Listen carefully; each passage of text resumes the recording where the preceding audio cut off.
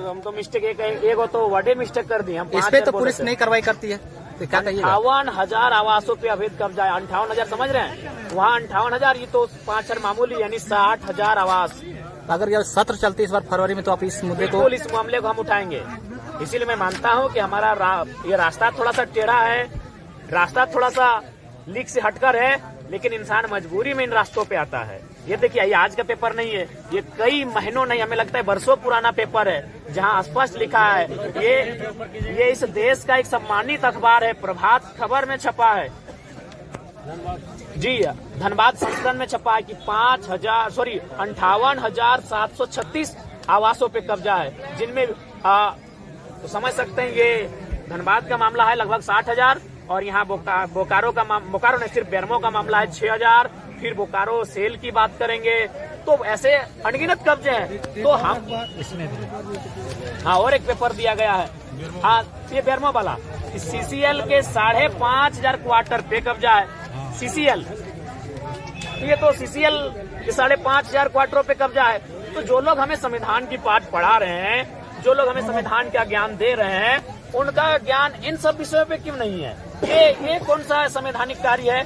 60,000 आवास पे कब्जा, 5,500 आवासों पे कब्जा, तो ये तो दुर्भाग्यपूर्ण है। बेरमो में, धनबाद में, बोकारो में असंवैधानिक कार्य, बल्कि पुलिस प्रशासन के संरक्षण में असंवैधानिक कार्य हो रहा है। तो अगर कोई संविधान को तार तार कर रहा है तो संवैधानिक लोग कर रहे हैं। यहाँ पे क्या कुछ मामला है? देखिए, जब हमारी जनता पे समस्या आएगी, हम उठ के आएंगे। 2 बजे रात को भी हम इसीलिए आए थे कि उस समय प्रशासन हमारे जो यहाँ रैयत हैं, ग्रामीण हैं, विस्थापित हैं, उनके साथ दुर्व्यवहार कर रही थी। आप पे आरोप लगाया जा रहा है कि आप अवैध कब्जा कर रहे हैं। हम कब्जा काहे करेंगे जी? हमको इन सब घर में हमको रहने का कोई शौक भी नहीं है, हमको क्वार्टर का कोई शौक नहीं है। हम गांव देहात में रहने वाले लोग हैं, वो गलत तरीके से चीजों को प्रस्तुत कर रहे हैं। यहाँ मामला ये है कि ग्रामीण लोग, चूंकि यहाँ जो ग्रामीण लोग हैं, जो रैयत विस्थापित हैं, ये उनकी लड़ाई है, ये उनके स्वाभिमान की लड़ाई है। यहाँ लगभग 5,500 क्वार्टर ऐसे हैं जिनमें लोग अवैध तरीके से रहते हैं। ये मामला यहाँ महत्वपूर्ण है।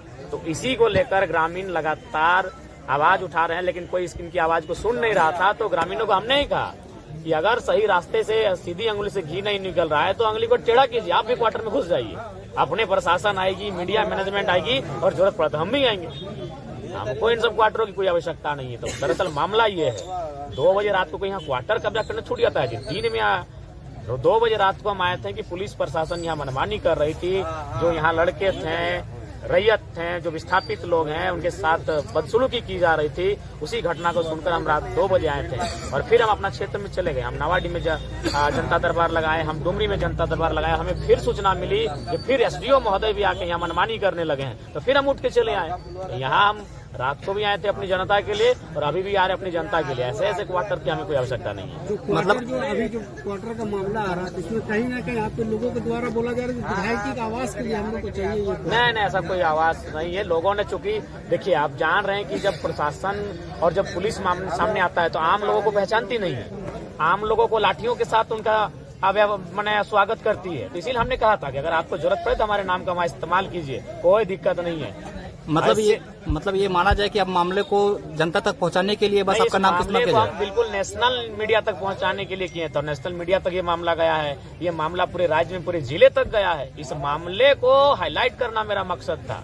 चलिए, यहाँ तक ठीक है। ये जो आपका ये जो पहल है, तो इससे क्या लगता है कि सीसीएल जो अवैध क्वार्टर का जो आप मांग कर रहे थे, वो खाली करवा? देखिए, हम स्पष्ट कहना चाहेंगे, या तो सीसीएल अवैध क्वार्टर को खाली करे, या तो हम तमाम रैयतों को कहेंगे कि अगर सीसीएल गैर कानूनी है तो क्यों आप क्यों मतलब राजा हरिश्चंद्र बन के बैठे हैं? जितना सक्षम है, जो क्वार्टर दिख रहा है, कब्जा कर लीजिए। हम सेल को भी कहेंगे, सेल में जो बोकारो के लोग हैं, जब वहाँ खटाल बसा है और कि कोई कुछ नहीं कर पा रहा है, तो सेल के जो विस्थापित 19 गांव के लोग हैं, 84 मौजाके के लोग हैं, पूरा गांव 10,000 5,000 लोग जाएं और जो जमीन खाली है वहाँ कब्जा करें।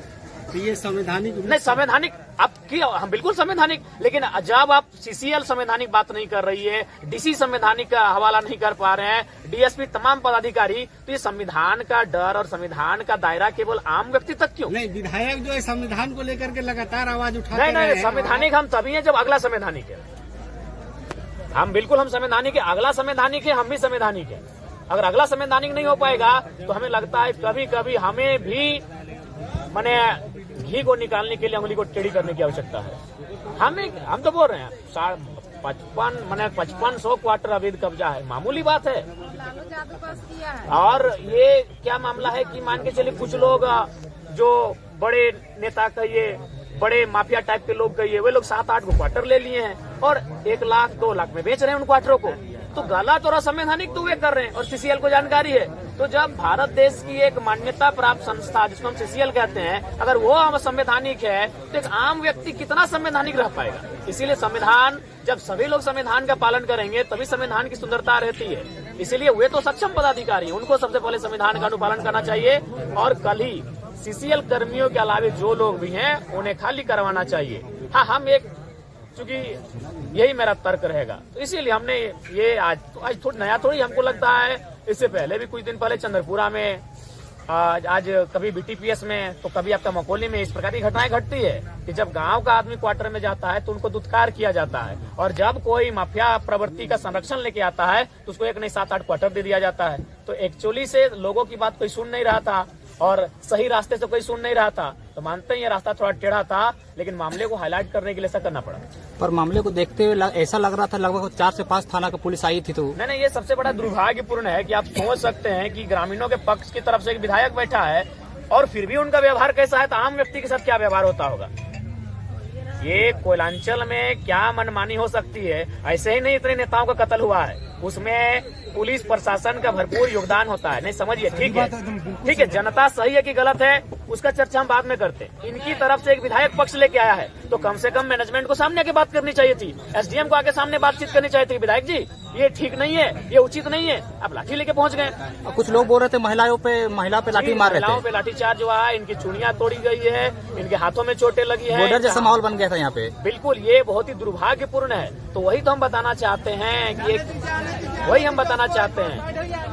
हम बात अपना रखना चाहते हैं कि एक विधायक ग्रामीणों और रैयतों के पक्ष की तरफ से आया है, सो इनके साथ ये दुर्व्यवहार है, तो आम व्यक्ति का क्या हाल होता है। आपका अगला कदम क्या होगा? हमारा अगला कदम यही होगा, अब हम लोग कानूनी प्रक्रियाओं से और इस प्रकार के दोनों, हमारा एक टीम कागजी कलम और कोर्ट के सहारे इस मामले को लिखित रूप से लेके जाएगा और एक टीम हमारा इसी प्रकार आंदोलनों के माध्यम से जो गलत तरीके से जो चीजें चल रही है उनके खिलाफ अपनी आवाज, मतलब एक तरीके से कहा जाए अवैध कब्जा खाली करो अभियान चलेगा।